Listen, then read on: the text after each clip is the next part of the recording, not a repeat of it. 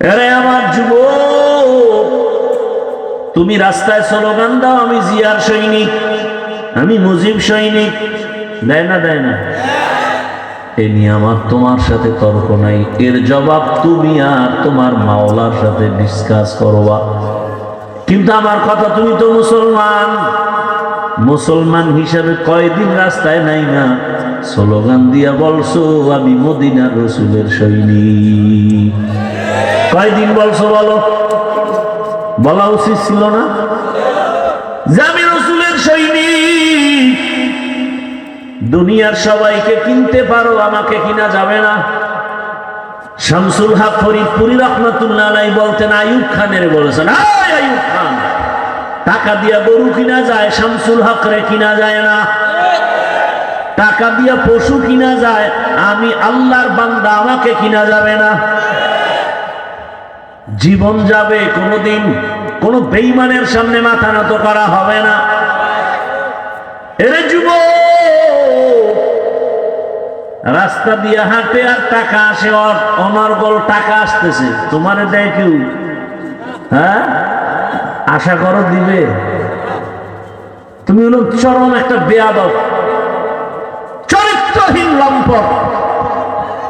তোমার মা তোমাকে ভয় পায়। একটা মা একটা সন্তানকে কখন ভয় করে? সন্তান যখন চূড়ান্ত চরিত্রহীন লম্পট আর বেয়াদব হয়ে যায়। একটা শিক্ষক ছাত্রকে কখন ভয় করে? কোন ছাত্রকে ভয় করে? যেই ছাত্র চরিত্রহীন, চূড়ান্ত বেয়াদব, এমন ছাত্রকে শিক্ষক ভয় করে। কোন সভ্য সন্তানকে মা বাপ কখনো ভয় করবে না।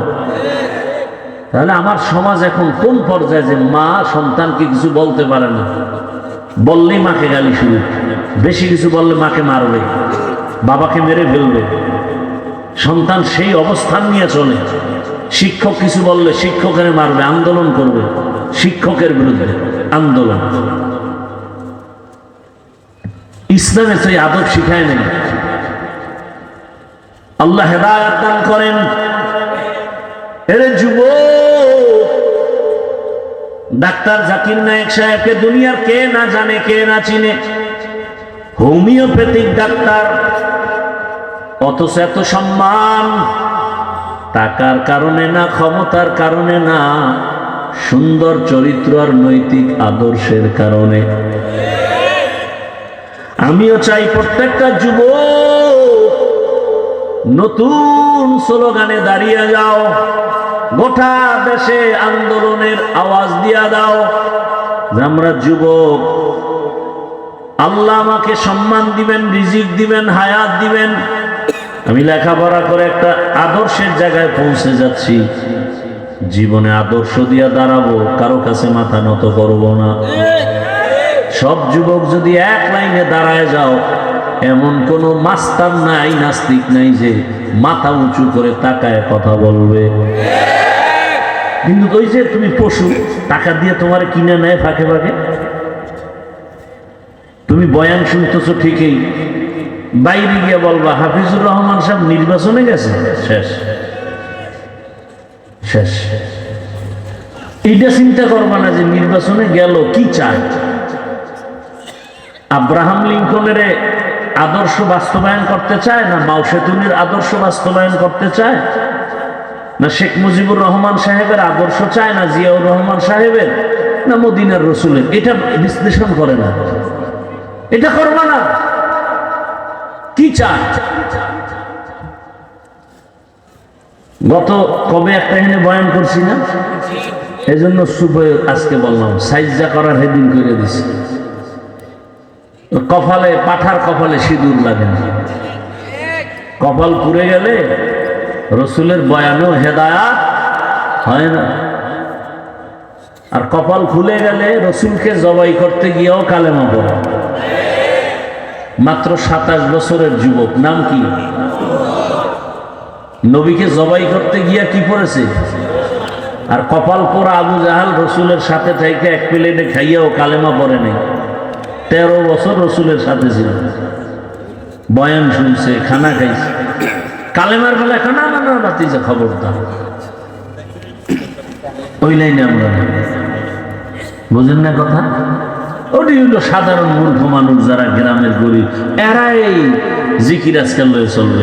আমরা বড় লোক আমি এডি খাম না।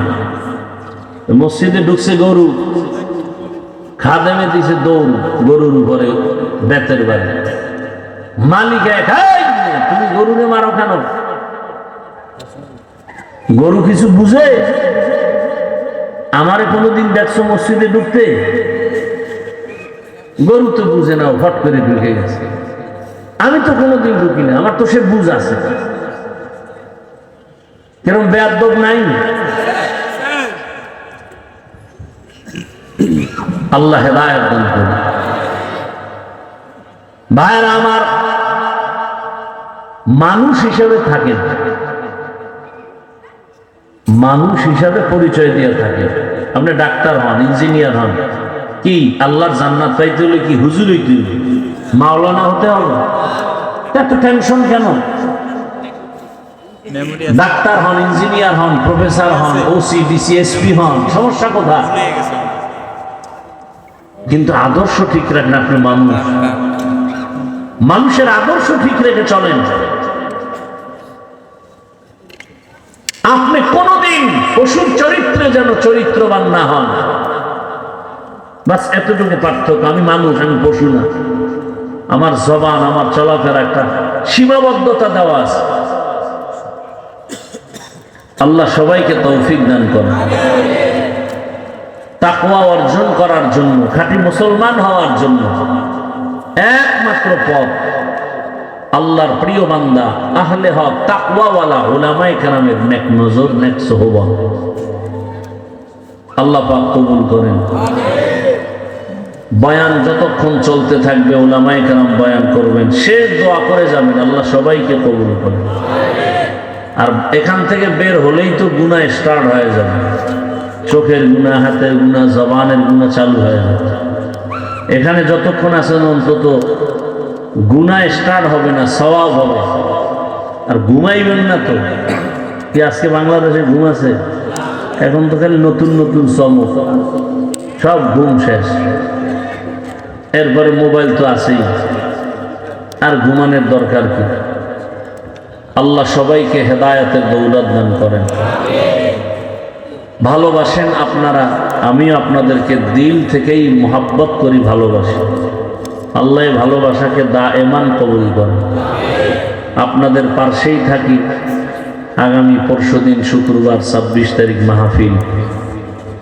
আপনাদের এই মাহফিল 5 দিন করলে যেই পেরেশানি আর খরচ, এর আরো 3 গুণ বেশি আমার একদিনের মাহফিলের খরচ। অতএব যাবেন ইনশাআল্লাহ।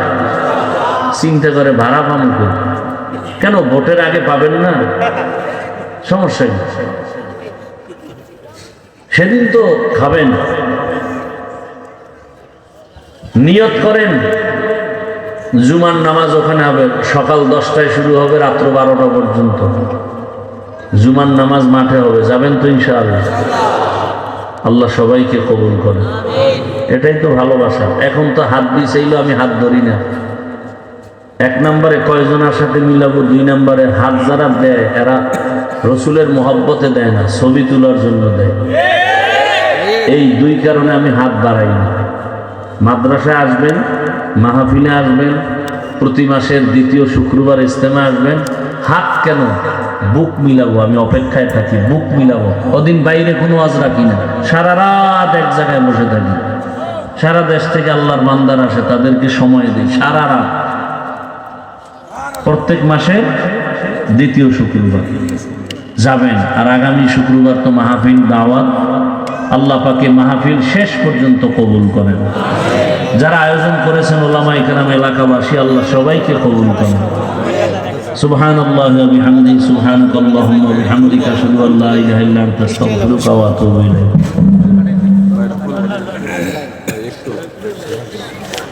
বসে বয়ান করুন।